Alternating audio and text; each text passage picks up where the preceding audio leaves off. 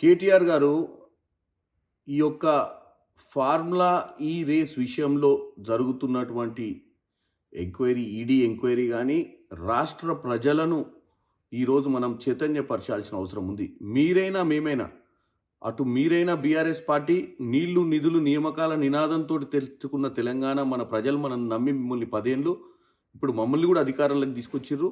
మనం అందరం కూడా బాధ్యతగా వ్యవహరించాల్సిన అవసరం ఉంది. అయితే ఈరోజు ఈ రేస్ విషయంలో ప్రజలకు కూడా కన్ఫ్యూజన్ ఉంది, అసలు ఏం జరిగిందని. నేను 2 నిమిషాలల్లో వాస్తవాలు తెలియజేద్దాం అనుకుంటున్నాను. రామారావు గారు, మీరు ఒక యువరాజుగా, మీ నాయన ఒక రాజుగా ఈ రాష్ట్రానికి ఎప్పటికీ మీరే పరిపాలిస్తారు అన్న ఒక ఆలోచనతోటి మీరు ఒక యువరాజుగానే వ్యవహరించారు. ఎందుకంటే ఈరోజు ప్రభుత్వం పోయిన తర్వాత వాస్తవాలన్నీ బయటకు వస్తుంటే మీరు డ్రామాలు చేయడానికి ప్రయత్నం చేస్తారు. మీరు హైదరాబాద్ నగరాన్ని గ్లోబల్గా ప్రఖ్యాతి చెందాలన్న ఒక ఉద్దేశంతో క్యాబినెట్ మీటింగ్ పెట్టకుంటేనే హైదరాబాద్ నగరం కోసం ప్రపంచంలో తెలంగాణ ఔన్నత్యాన్ని చాటి చెప్పడానికి మీరు ఏదో డబ్బులు ఖర్చు పెట్టినట్టు, ఏదో హెచ్ఎండిఏ ద్వారా 55 కోట్ల రూపాయలు ఏదైతే దుర్వినియోగం చేసిరో ఇది రాష్ట్రం కోసం చేసినట్టు, రాష్ట్రంలో కాంగ్రెస్ పార్టీ ప్రజల్ని తప్పుతో పట్టిస్తున్నట్టు మీరు డ్రామా చేస్తున్నారు. ఇది వాస్తవం కాదు. వాస్తవం ఏందో నేను చెప్తున్నానండి, ఒకటే ముక్కలే చెప్తా. ఈ యొక్క ఫార్ములా ఈ రేస్ కంపెనీ ఎఫ్ఈఓ, ఫార్ములా ఈ operations company London based company, అంటే లండన్లో ఉన్న కంపెనీ. ఈ కంపెనీతో 2022లో గ్రీన్కో అనే ఒక కంపెనీ కేటీఆర్కి అత్యంత సన్నిహితులు. కేటీఆర్ కోసం ఎలక్ట్రాల్ బాండ్స్ ద్వారా బీఆర్ఎస్ పార్టీకి నిధులు సమకూర్చినటువంటి ఈ మిత్రులు, వీళ్ళు చీకటి మిత్రులు. ఈ మిత్రులకు సంబంధించిన ఫార్ములా నెక్స్ట్ జనరేషన్ అనే ఒక కంపెనీని వీళ్ళు ఫ్లోట్ చేసి, ఈ కంపెనీకి సంబంధించినటువంటి, అంటే ఈ గ్రీన్కోకు సంబంధించినటువంటి ఈ కంపెనీ ఏదైతే ఒప్పందం కుదిరించుకుంది ఎఫ్ఈఓ తోటి, ఏమని, హైదరాబాద్ నగరానికి వీళ్ళు ఈ రేస్ని తీసుకురావాలి అన్న ఒప్పందం 90 కోట్ల ఒప్పందం. 90 కోట్లలో 30 కోట్లు మాత్రమే కట్టిరు వీళ్ళు. కట్టి మిగతా 60 కోట్లు కట్టకుండా తప్పించుకునే ప్రయత్నం చేసిరు. ఎందుకంటే మాకు నష్టాలు వస్తున్నాయి, మేము కట్టమని చెప్పి. ఈ ఎఫ్ఈఓ కంపెనీ లండన్ నుంచి పదే గ్రీన్కో కంపెనీకి మిగతా 60 కోట్లు కట్టాలి, లేదా లీగల్గా వాళ్ళు యాక్షన్ తీసుకునే ప్రయత్నము, టర్మినేట్ చేసే ప్రయత్నం కూడా చేస్తామని చెప్పడం జరిగింది. 2023లో రేస్కు సంబంధించి 2022లో అగ్రిమెంట్లు చేసుకొని 30 కోట్లు కట్టి 60 కోట్లు ఎగ్గొట్టితే నోటీసులు సర్వ్ చేస్తే ప్రజలకు తెలిసిపోతుంది అని చెప్పి వీళ్ళు చేసిన భాగోతము. వాళ్ళని కాపాడనికే, ఎవరిని, గ్రీన్కో ప్రమోట్ చేసేబోయే కంపెనీని కాపాడనికే, నెక్స్ట్ జనరేషన్ కంపెనీ ఏదైతుందో దీన్ని కాపాడనికే కేవలం కేటీ రామారావు గారు హెచ్ఎండిఏ మీటింగులు పెట్టకుండా, హెచ్ఎండిఏకు ఎఫ్ఈఓకు ఏ అగ్రిమెంట్ అక్టోబర్ 30కి అగ్రిమెంట్ అయింది.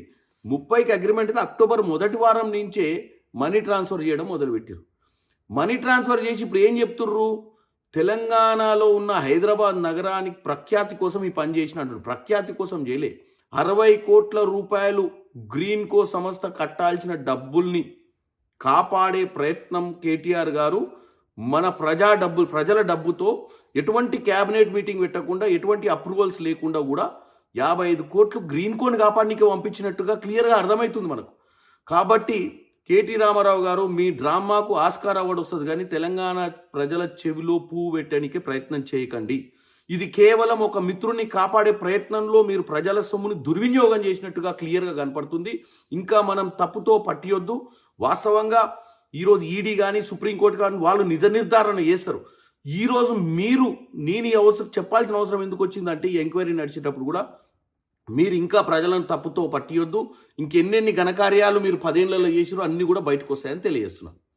కేటీఆర్ గారు ఈ యొక్క ఫార్ములా ఈ రేస్ విషయంలో జరుగుతున్నటువంటి ఈడీ ఎంక్వైరీ కానీ రాష్ట్ర ప్రజలను ఈరోజు మనం చైతన్యపరచాల్సిన అవసరం ఉంది.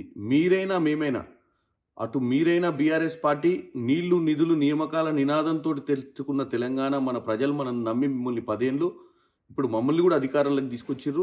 మనం అందరం కూడా బాధ్యతగా వ్యవహరించాల్సిన అవసరం ఉంది. అయితే ఈరోజు ఈ రేస్ విషయంలో ప్రజలకు కూడా కన్ఫ్యూజన్ ఉంది, అసలు ఏం జరిగిందని. నేను 2 నిమిషాలల్లో వాస్తవాలు తెలియజేద్దాం అనుకుంటున్నాను.